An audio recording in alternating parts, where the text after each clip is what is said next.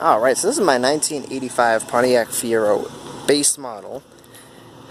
It's got a 2.5 liter 4-cylinder engine, the Iron Duke. I actually named this car Duke after the engine. It's in really good shape, only has 79,000 miles on it and some change. And it's the 2M4. So the word Fiero is actually Italian for very proud. And 2M4 stands for 2-seater, mid-engine, 4-cylinder. Overall, they only made a little over 100,000 of these, and this one is especially unique because of the black leather interior, which is actually fully custom. So, I'll give you a little tour of this thing. I just purchased it on Friday, so it's new to me as well, but this car is a blast.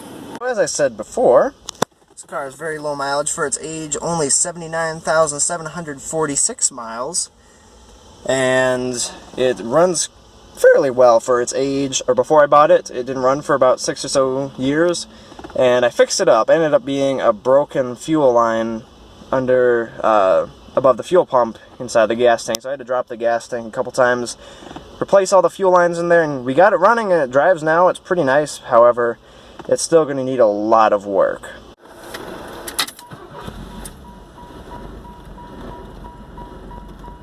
Alright, so one of the first things you notice when you start to drive this car is the fact that the handbrake is a very European style, where it's on the left side of the driver and you have to actually pull it up. It always rests in a downward position, but you have to press this yellow button on the top and push it down to release the brake. And it dings at you until the brake is released, for a good reason, so that you don't accidentally drive with the brake on, as the previous owner did with this car. To set it, you just pull it up and let it down, and that sets the brake. So we're going to release the brake and we're going to take this thing on a little drive.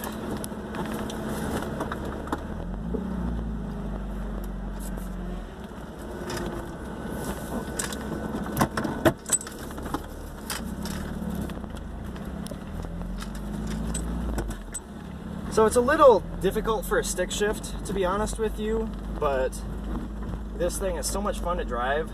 It's not fast because the Iron Duke engine it has only makes 92 horsepower, but for a car this small, it actually handles quite nicely. The handling on this thing is amazing, just because it has such a low center of gravity and everything, and you know, and this car too, it just gets so many looks. It looks a lot like a Ferrari Testarossa, and so, you know, a lot of people think of it as the poor man's Ferrari. Which, you know, I don't mind. I embrace it because people will see this car and it gets a lot of compliments, actually. A lot of people, I'll drive by and they'll yell, "Oh, hey, nice car, by the way." Or they'll say something like, "Hey, I remember when I was young, these things were brand new." You know, random compliments like that, which are really nice because I've never really gotten anything like that from one of my cars before, since I've only ever owned a Pontiac Sunfire and a Honda Accord before I got this thing.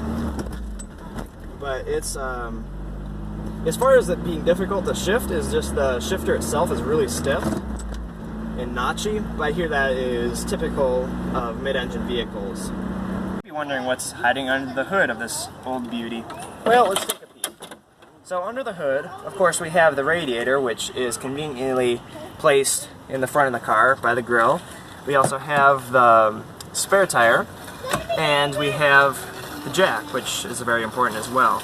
We have wiper fluid and the brake master cylinder, which is a good opportunity to talk about just some of what's wrong with this car. So the master cylinder, I believe, is bad because I occasionally lose brake pressure. The pedal goes to the floor, the red brake light comes on the dashboard, and brakes get very, very weak. So I'm pretty sure the master cylinder is leaking air because I can pump the brakes and regain pressure. So I'm going to overhaul the brakes because the master cylinder needs to be done. I wouldn't be surprised if the brake hoses are bad from sitting for 6 years. The calipers are rusted on and they are stuck on, seized up.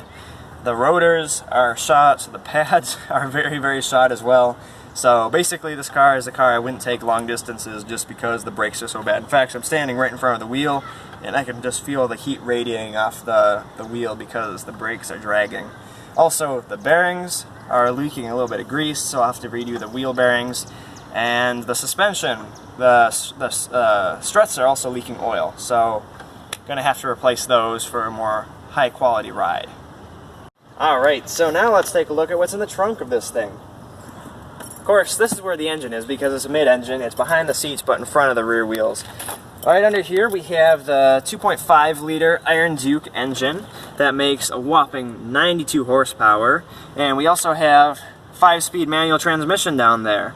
So this engine is a very common engine that is actually used in the mail trucks, the Grumman LLVs for many of the years that they produced them, eventually being succeeded by the 2.2 liter sequential fuel injected 4-cylinder engine that was actually used in like the Chevy Cavalier and the Pontiac Sunfire, which was the other Pontiac I owned before this one.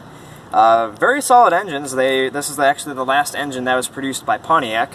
Had its origins back in the 1960s and was used all throughout the 80s during the fuel crisis because, or the 70s during the fuel crisis into the 80s because of, it was very good on fuel. In fact, this Fiero is supposed to get 55 miles to the gallon on the highway.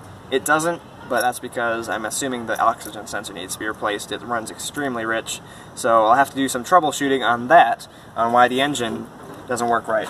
Other issues, the valve cover gasket's leaking, the oil pan gasket's leaking, so it leaks a lot of oil. But overall, pretty solid car. Just needs a lot of TLC to become perfect again. Some of the styling elements I really like about it are the pop-up headlights, which have been illegal in the United States since 2004. Why? Well, the reason we had the pop-up headlights was actually because sports cars like to be below the lowest legal limit for headlights because it's more aerodynamic, looks sportier and everything, and they go faster, they have a lower center of gravity so they handle better. So in order to meet the federal requirement for headlights height, they would have them pop up over the hood so that they met the height requirement. However, in 2004, a law was passed prohibiting any headlights on moving parts of the vehicle, which I joke is funny because the entire vehicle moves. But the pop-up headlights are now illegal because they are considered a moving part of the vehicle. I love the little trim pieces that go all the way around the car to the back. I like the integrated door handle into that thing. And you realize that you go all the way around to the back, and the same trim that makes the front bumper and door trim actually is just below the taillight. So it has a very pleasing styling to it. The rear bumper mirrors the front bumper in a lot of ways as well too. It has the black bar that's split across the back and across the front, and the license plate's right in the middle there. And a lot of other cool styling too. It's a wedge shape, so it kind of looks a lot I call it a rolling door stop, and we got some go-karts going by. They're just a smaller version of my car, I guess. It's a notchback, which means that the tailgate is very short. You can see how it just slopes down from the roof, and then there's the trunk, and it's very short. It gets cut off pretty quickly. So that's some of the styling behind the Fiero. Again, it's trying to look like a European sports car and everything. Kind of looking like the Ferrari Testarossa. And yeah, basically, in my opinion, any car with pop-up headlights gets a lot of looks. So it's pretty cool. As for the interior, there's a lot of unique things about this too. The steering wheel looks like a racing wheel, which was pretty typical for muscle cars and sports cars of the day, back before they had airbags. The gauge cluster, they actually designed it to look futuristic, with it being suspended away out from the dashboard, in front of the driver, right at eye level. Well, a little below eye level, but right where it's easily seen, and it has round gauge clusters that make it kind of look like a cockpit. And I really like the stacks of warning lights along the sides of the fuel and temp gauges. It's really quite cool. Unfortunately, the Iron Duke engine has a very low red line. Red line's at 5,000 RPM, so again, driving a stick shift, you really can't get it all that fast. If you move over to the center stack, yes, this stereo is a Kenwood stereo. It's completely aftermarket, does not belong in this car. I didn't do that, the prior owner did. We have air conditioning in this car, which actually kind of surprised me. However, the air conditioning doesn't really work. I think it needs a recharge. Again, the very simple box shape of the center stack, it's literally just a square with vents and controls, and then the radio down here. It's very, very simple, and I think that kind of, the blocky look is kind of a trademark of General Motors. You move over here, and don't need the code scanner information there. That's just proof that this car has issues.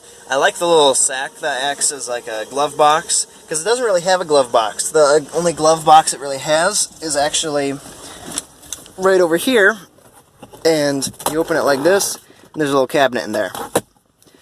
Doesn't really store much, but it's kind of cool.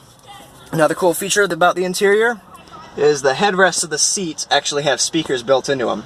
Now, I wasn't sure how much I would like this feature, but when you actually listen to it, when you have the sound right behind your ears, it's actually really cool. You got dome lights right up here. Turn them on and off if you click up this button. And a flip up sunroof, which of course leaks in the rain, so I'll have to get that fixed as well. Other interesting features, again, this shift knob is not original. I actually don't really like it that much. It just pops on and off. Prior owner did that. I'm going to find something that fits. The window switches are right here, which is kind of unique. And other than that, a lot of the stuff is exactly where you'd expect it to be on this car. The headlight switches are right here. And, yeah, the rheostat, wipers, turn signals on and off. And the hood release is down here. The trunk release is supposed to be right here, but the switch I think is worn out. I'll have to look into fixing that, but that's basically the interior of the Pontiac Fiero.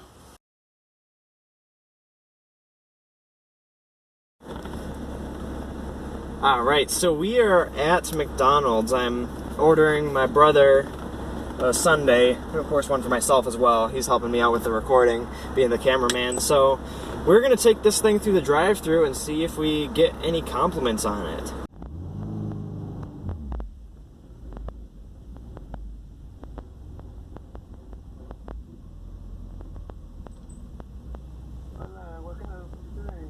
Hi there, would I be able to order caramel sundae and a hot fudge sundae, please?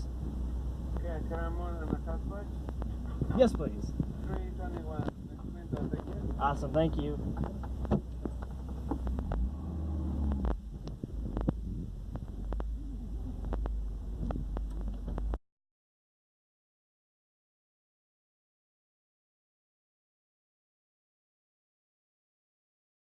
Four-cylinder Iron Duke engine. It's a 5-speed manual, which is probably the most preferred.